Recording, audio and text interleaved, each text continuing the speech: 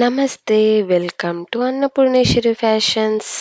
ಇವತ್ತು ನಾನು ನಿಮಗೆ 2 ಸ್ಟೆಪ್ಸ್ ಕ್ರೋಶ ಕುಚ್ಚು ಹಾಕೋದು ಹೇಗೆ ಅಂತ ತೋರಿಸ್ತಿದ್ದೀನಿ. ಈ ಸ್ಯಾರಿ ನೋಡಿ, ಪಿಂಕ್ ಮತ್ತು ಗ್ರೀನಲ್ಲಿದೆ. ಸೆರಗು ಫುಲ್ ಗ್ರೀನ್ ಕಲರ್ ಇದೆ, ಸ್ಯಾರಿ ಫುಲ್ಲು ಪಿಂಕ್ ಕಲರ್ ಇದೆ. ಸೊ ನಾನು ಸೆರಗಿಗೆ ಕಾಂಬಿನೇಷನ್ ಆಗಿ ಪಿಂಕ್ ಕಲರ್ ಥ್ರೆಡ್ಡು ಈ ಥರ ರೆಡಿ ಮಾಡಿ ಇಟ್ಕೊಂಡಿದ್ದೀನಿ. 6 ಟೈಮ್ಸ್ ಥ್ರೆಡ್ಸೇ ನಾನು ಎಲ್ಲದಕ್ಕೂ ಹಾಕೊಂಡು, ನಿಮಗೆ ಗೊತ್ತಿರುತ್ತೆ ಆಲ್ರೆಡಿ ನಾನು ವೀಡಿಯೋಸ್ ನೋಡಿದರೆ. ಈ 6 ಟೈಮ್ಸ್ ಥ್ರೆಡ್ಸ್ನ ರೆಡಿ ಮಾಡಿ ಇಟ್ಕೊಂಡಿದ್ದೀನಿ. ನಾರ್ಮಲ್ 10 ನಂಬರ್ ಕ್ರೋಶ ತೊಗೊಂಡಿದ್ದೀನಿ. ಈಗ ಥ್ರೆಡ್ನ ಸ್ಯಾರಿ ಹಿಂದ್ಗಡೆ ಪಲ್ಲು ಹಿಂದ್ಗಡೆ ಇಟ್ಟು, ನಾಟ್ ಹಾಕೊಂಡಿರೋದನ್ನ ಪಲ್ಲು ಹಿಂದ್ಗಡೆ ಇಟ್ಟು ಈ ಥರ ಇಟ್ಕೊಂಡು ಗಟ್ಟಿಯಾಗಿ ಇಟ್ಕೋಬೇಕು. ಸ್ಟಾರ್ಟಿಂಗು ಇಟ್ಕೊಂಡು ಈ ಥರ ಮುಂದೆಯಿಂದ ಚುಚ್ಚಿ ಹಿಂದೆಯಿಂದ ತಗೋಬೇಕು.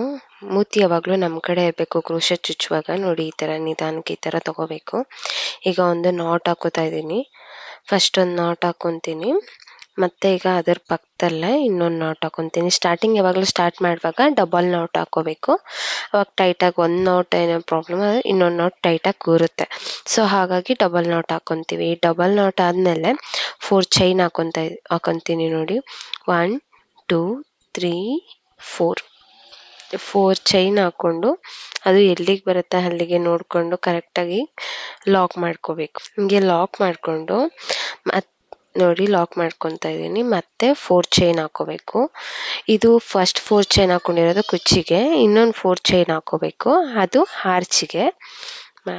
3 4 ಮತ್ತೆ ಅದನ್ನು ನೋಡಬೇಕು, ಎಲ್ಲಿಗೆ ಬರುತ್ತೆ ಅಲ್ಲಿಗೆ ನೋಡಿಕೊಂಡು ಕರೆಕ್ಟಾಗಿ ಲಾಕ್ ಮಾಡ್ಕೋಬೇಕು. ನೋಡಿ, ಲಾಕ್ ಮಾಡ್ಕೊತಾ ಇದ್ದೀನಿ. ಈಗ ಲಾಕ್ ಆದಮೇಲೆ ನೆಕ್ಸ್ಟ್ ಇದಕ್ಕೆ ಬೀಡ್ಸ್, ರಿಂಗ್ ಬೀಡ್ಸು ಮತ್ತು ರೌಂಡ್ ಬೀಡ್ಸು ಹಾಕೊತೀನಿ. ನೋಡಿ, ರಿಂಗ್ ಬೀಡು ಮತ್ತು ಈ ಥರ ಗೋಲ್ಡ್ ಬೀಡ್ ತೊಗೊಂಡಿದ್ದೀನಿ. ಸ್ಯಾರಿ ಫುಲ್ ಕಾಪರ್ ಜರಿ ಇದೆ, ಸೊ ಹಾಗಾಗಿ ನಾನು ಬೀಡ್ಸ್ನ ಕಾಪರ್ ಕಲರ್ ತೊಗೊಂಡಿದ್ದೀನಿ. ನೋಡಿ, ಅದು ಓಲು, 2 ಓಲು ಒಂದೇ ಕಡೆ ಇರೋ ಥರ ನೋಡಿ ಬೀಡ್ಸ್ ಇಟ್ಕೊಂಡು ಆಮೇಲೆ ಹಾಕೋಬೇಕು. ಫಸ್ಟು ಥ್ರೆಡ್ನ ಈ ಥರ ಸ್ವಲ್ಪ ಲೂಸ್ ಮಾಡಿ ಇಟ್ಕೋಬೇಕು. ಲೂಸ್ ಮಾಡಿ ಇಟ್ಕೊಂಡು ಆಮೇಲೆ ಬೀಡ್ಸ್ನ ತೆಗೆದಿಟ್ಕೊಂಡು ಹಾಕಬೇಕು. ಇಲ್ಲಾಂದರೆ ಹಾಕೋಕ್ಕಾಗಲ್ಲ, ನಿಮಗೆ ಕಷ್ಟ ಆಗುತ್ತೆ. ನೋಡಿ, ಥ್ರೆಡ್ನ ಇಟ್ಕೊಂಡು ಸ್ವಲ್ಪ ಲೂಸ್ ಮಾಡಿ ಇಟ್ಕೊಂಡಿದ್ದೀನಿ. ಆಮೇಲೆ ಬೀಡ್ಸ್ನ ಈ ಥರ ತೊಗೊಂಡು ಅದು ರೌಂಡ್ಸ್ ಓಲ್ 2 ಕಡೆ ಎಲ್ಲಿದೆ 2 ಬೀಡ್ಸ್ದು ಅಂತ ನೋಡಿಕೊಂಡು ಆಮೇಲೆ ಹಾಕೋಬೇಕು. ನೋಡಿ, ಥ್ರೆಡ್ನ ತೊಗೊಂಡು ಈಗ ಈ ಥರ ಲಾಕ್ ಮಾಡ್ಕೊತಾ ಇದ್ದೀನಿ. ಈ ಥರ ಲಾಕ್ ಮಾಡ್ಕೋಬೇಕು. ಆಮೇಲೆ ಮತ್ತೆ 4 ಚೈನ್ ಹಾಕೋತಾ ಇದ್ದೀನಿ. 1 2 3 4 ಇದು ಆರ್ಚ್ ಡಿಸೈನ್ಗೆ. ನೋಡಿ, ಲಾಕ್ ಮಾಡ್ಕೊತಾ 4 ಚೈನ್ ಆದಮೇಲೆ ಅದು ಎಲ್ಲಿಗೆ ಬರುತ್ತೆ ಅಲ್ಲಿಗೆ ನೋಡ್ಕೊಂಡು ಲಾಕ್ ಮಾಡ್ಕೋಬೇಕು. ಮತ್ತೆ ಇನ್ನೊಂದು 4 ಚೈನ್ ಹಾಕೊತಾ ಇದ್ದೀನಿ. ಇದೇ ಥರ 4 ಚೈನು ಮಿಡಲಲ್ಲಿ 3 ಹಾಕೊತೀನಿ. ಸ್ಟಾರ್ಟಿಂಗಲ್ಲಿ 2 ಹಾಕೊತೀವಿ, ಆಮೇಲೆ ಮಿಡಲಲ್ಲೆಲ್ಲ 3 3 ಹಾಕೊತೀವಿ. 4 ಚೈನು 3 ಹಾಕೊಬೇಕು. ನೋಡಿ, 2 3 ಮತ್ತು 3 ಹಾಕ್ಕೊಂಡಿದ್ದೀನಿ. ಈಗ 3 ಆದಮೇಲೆ ಮತ್ತೆ ಇವಾಗ ಬೀಡ್ಸ್ ಆ್ಯಡ್ ಮಾಡ್ಕೊತೀನಿ. ರೌಂಡ್ ಬೀಡು ಮತ್ತು ರಿಂಗ್ ಬೀಡು ಎರಡೂ ಮತ್ತೆ ಆ್ಯಡ್ ಮಾಡ್ಕೊತೀನಿ. ನೋಡಿ, ಇವಾಗ ಫಸ್ಟು ಥ್ರೆಡ್ನ ಸ್ವಲ್ಪ ಈ ಥರ ಎಳೆದು ಲೂಸ್ ಮಾಡಿ ಇಟ್ಕೋಬೇಕು.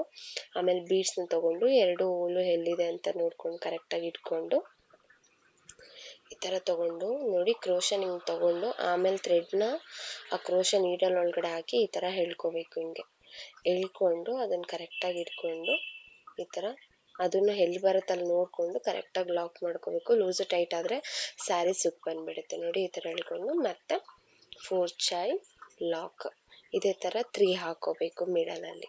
ಪ್ರತಿಯೊಂದಕ್ಕೂ ಇದೇ ಥರ ಹಾಕೋಬೇಕು.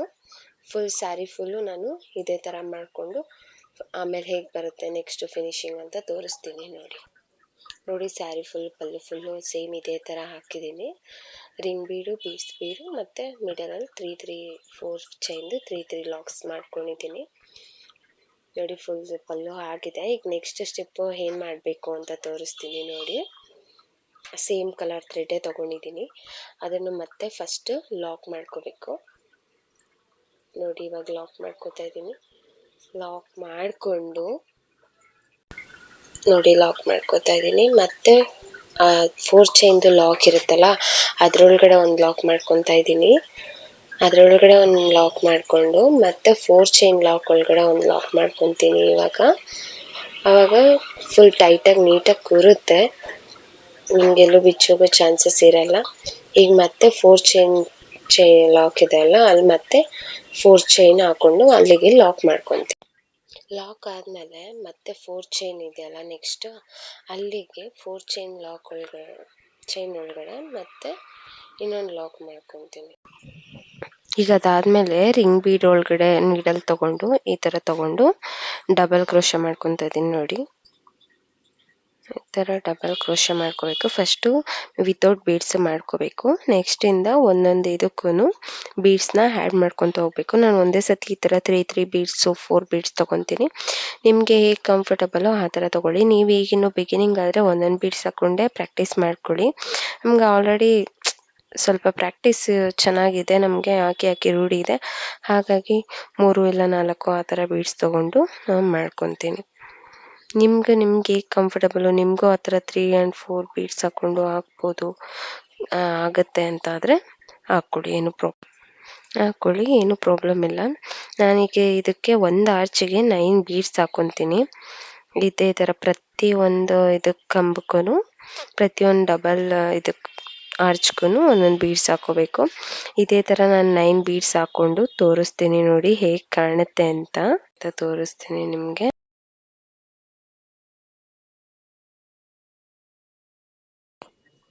ವಿಡಿಯೋ ಫುಲ್ ಲೆಂತ್ ಆಗಿಬಿಡುತ್ತೆ ಅಂತ ಫಾಸ್ಟ್ ಫಾರ್ವರ್ಡ್ ಮಾಡಿದ್ದೀನಿ. ಇದು ಆಲ್ಮೋಸ್ಟ್ ಈಸಿನೇ ಇದೆ. ಅದೇ ಒಂದೊಂದು ಕಂಬಕ್ಕೂ ಒಂದೊಂದು ಬೀಡ್ಸ್ ಹಾಕ್ಕೊಳ್ಳೋದು ಈಸಿನೇ ಇದೆ, ಇದೇನು ಕಷ್ಟ ಆಗಲ್ಲ ನಿಮಗೆ. ನೋಡಿ, ಅಕಸ್ಮಾತ್ ನಿಮ್ಗೆ ಏನಾದ್ರು ಇದು ಗೊತ್ತಾಗಿಲ್ಲ, ನನಗೆ ನಿಧಾನಕ್ಕೆ ತೋರಿಸಿ ಅಂದರೆ ಕಮೆಂಟ್ ಮಾಡಿ. ನೆಕ್ಸ್ಟ್ ವಿಡಿಯೋದಲ್ಲಿ ಅದನ್ನೇ ಸಪ್ರೇಟಾಗಿ ಮಾಡಿಬಿಟ್ಟು ಬೀಡ್ಸ್ ಹಾಕೋದು ಹೇಗೆ ಅಂತ ಬೇಕಾದ್ರೆ ನಿಧಾನಕ್ಕೆ ತೋರಿಸ್ಕೊಡ್ತೀನಿ ನಿಮಗೆ.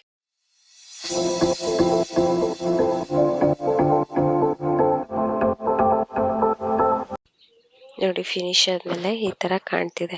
2 ಸ್ಟೆಪ್ಪು. ಫಸ್ಟ್ ಸ್ಟೆಪ್ ಬೇಸ್ ಹಾಕ್ಕೊತೀವಿ, ಇನ್ನೊಂದು ಸ್ಟೆಪ್ಪು ಡೈರೆಕ್ಟು ಆರ್ಚ್ ಹಾಕ್ಬಿಡ್ತೀವಿ. ಇದಾದಮೇಲೆ ಡೈರೆಕ್ಟು ಕುಚ್ಚು ಹಾಕೋದು ಹೇಗೆ ಇದಕ್ಕೆ ಅಂತ ತೋರಿಸ್ತೀನಿ ನೋಡಿ. ನಾನು ಆಲ್ಮೋಸ್ಟ್ ಯಾವಾಗಲೂ ಉಲ್ಟದಿಂದನೇ ಕುಚ್ಚು ಹಾಕೊಳ್ಳೋದು. ಬೇಬಿ ಕುಚ್ಚಾಗಲಿ, ಆರ್ಚ್ ಕ್ರೋಶ ಕುಚ್ಚಾಗಲಿ, ಯಾವ್ದಾದ್ರು ಆಗಲಿ. ನೋಡಿ, ಕೆಳಗಡೆ ಆರ್ಚ್ ಹಾಕ್ಕೊಂಡಿದ್ವಲ್ಲ ಆ ಚೈನಿಗೆ ಕುಚ್ಚು ಹಾಕ್ಕೊತಾ ಇದ್ದೀನಿ. ಮೇಲ್ಗಡೆ ಬೇಸ್ ಹಾಕಿದ ಚೈನು ಅದನ್ನು ಹಾಗೆ ಬಿಟ್ಬಿಡ್ತೀನಿ ನಾನು. ಅದಕ್ಕೂ ಹಾಕಿದ್ರೆ ಅಷ್ಟೊಂದು ಚೆನ್ನಾಗಿ ಕಾಣಲ್ಲ. ಸೊ ಹಾಗಾಗಿ ಕೆಳಗಡೆ ಆರ್ಚ್ ಹಾಕಿದ್ದೀನಲ್ಲ ಅದಕ್ಕೆ ಕುಚ್ಚು ಹಾಕ್ಕೊತಾ ಇದ್ದೀನಿ. ನಾರ್ಮಲ್ ಬೇಬಿ ಕುಚ್ಚು ಹಾಕಕ್ಕೆ ಬರುತ್ತಲ್ಲ ನಿಮಗೆ, ಅದೇ ಥರನೇ ಹಾಕ್ಕೊಳ್ಳೋದು. ನೋಡಿ, ನಾನು ಅದೇ ಥರನೇ ಹಾಕ್ಕೊಂಡು ಇದು ಮಾಡ್ತಾ ಇರೋದು. ನೋಡಿ, ನಿಮ್ಗೇನಾದ್ರು ಕುಚ್ಚು ಹಾಕೋದು ಹೇಗೆ ಅಂತ ಏನಾದ್ರು ಡೌಟ್ ಇದ್ದರೆ ನಾನು ಬೇಬಿ ಕುಚ್ಚು ಹಾಕೋದು ಹೇಗೆ ಅಂತಲೂ ತೋರಿಸಿದ್ದೀನಿ. ಅದ್ರಲ್ಲಿ ಬೇಕಾದ್ರೆ ನೀವು ನೋಡಿ ಇದು ಮಾಡ್ಕೊಳ್ಳಿ. ನೋಡಿ, ಈ ಥರ ಗ್ಯಾಪ್ ಇರುತ್ತೆ, ನೀಟಾಗಿ ಹಾಕೊಬೋದು ಕುಚ್ಚು, ಏನು ಪ್ರಾಬ್ಲಮ್ ಇರಲ್ಲ. ನಾನು ಉಲ್ಟದಿಂದನೇ ಯಾವಾಗಲೂ ಕುಚ್ಚು ಹಾಕೋದು. ಈ ಥರ ಕುಚ್ಚು ಹಾಕಿದ್ಮೇಲೆ ಮತ್ತೆ ಇನ್ನೊಂದ್ಸತಿ ನಾನು ಆಮೇಲೆ ಟ್ರಿಮ್ ಮಾಡ್ತೀನಿ. ಸೊ ಹಾಗಾಗಿ ಅದಕ್ಕೆ ಇಲ್ಲಿ ಸ್ವಲ್ಪ ಉದ್ದ ತುಂಡ ಆ ಥರ ಕಾಣಿಸ್ತಿದೆ ಅಷ್ಟೇ. ನಾನು ಫುಲ್ ಫಿನಿಶಿಂಗ್ ಆದಮೇಲೆ ಇನ್ನೊಂದ್ಸತಿ ಫಿನಿಶಿಂಗ್ ಕಟ್ಟಿಂಗ್ ಅಂತ ಮಾಡ್ತೀನಿ. ಎಲ್ಲರೂ ಹೇಗೆ ಮಾಡ್ತಾರೆ ಅಂತ ಗೊತ್ತಿಲ್ಲ, ಬಟ್ ನನಗೆ ಆ ಥರ ಮಾಡಿದ್ರೇ ಸ್ಯಾಟಿಸ್ಫ್ಯಾಕ್ಷನು. ಫಿನಿಶಿಂಗ್ ಕಟ್ಟಿಂಗ್ ಅಂತ ಇನ್ನೊಂದ್ಸತಿ ಕಟ್ಟಿಂಗ್ ಮಾಡ್ತೀನಿ. ಆವಾಗ ಕುಚ್ಚೆಲ್ಲ ಒಂದೇ ಸಮ ಇರುತ್ತೆ. ನೋಡಿ, ಈ ಥರ ಸೂಜಿನ ಒಳಗಡೆ ಈ ಥರ ಹಾಕ್ಕೊಂಡು ಥರ ಎಳೆದು ಕಟ್ ಮಾಡಿದ್ರೆ ಅದು ಬಿಚ್ಚೋಗೋ ಚಾನ್ಸಸ್ಸೇ ಇರಲ್ಲ. ಯಾಕಂದರೆ ಥ್ರೆಡ್ಸ್ ನಾಟ್ ಆಗಿ ಥ್ರೆಡ್ಸ್ ಎಲ್ಲ ಒಳಗಡೆ ಹೋಗಿರುತ್ತೆ, ಅದು ಬಿಚ್ಚೋಗೋ ಚಾನ್ಸಸ್ಸೇ ಇರಲ್ಲ. ಫುಲ್ ಫಿನಿಶ್ ಆದಮೇಲೆ ಹೇಗೆ ಕಾಣುತ್ತೆ ಅಂತ ತೋರಿಸ್ತೀನಿ ನೋಡಿ. ಹೇಗಿದೆ ಡಿಸೈನ್ ಅಂತ ಕಮೆಂಟ್ ಮಾಡಿ. Thank you for watching.